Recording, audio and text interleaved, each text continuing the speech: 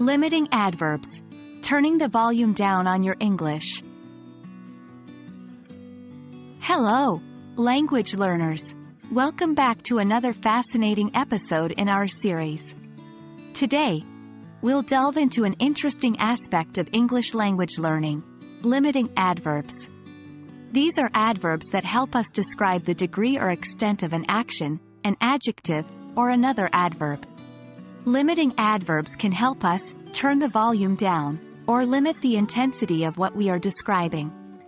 So, let's get started. Before we proceed, let's briefly recall what adverbs are. Adverbs are words that describe or modify verbs, adjectives, and other adverbs. When adverbs are used to specify to what extent something happens, they are referred to as limiting adverbs.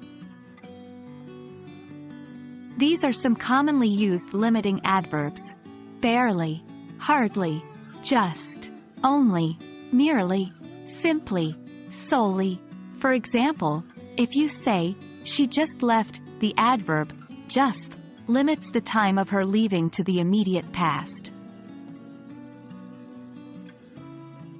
Now let's see how we can use these limiting adverbs in sentences to convey different degrees of an action or quality. Barely and hardly can be used to describe a very limited degree. For example, "He could barely see in the dark," or "I hardly know her."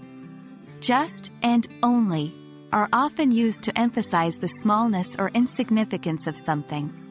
For instance, "I just arrived home," or "He is only a child."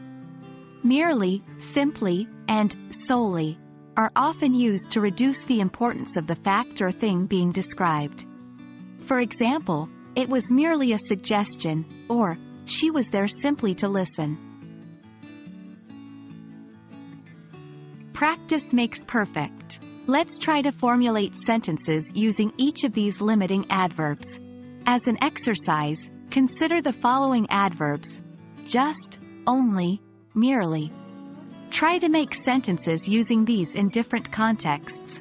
For example, "I just finished my homework," or "It's merely a scratch," or "He only drinks coffee in the morning." Well, that wraps up our exploration of limiting adverbs. By understanding and using these adverbs, you can accurately communicate the degree or extent of something in your conversations.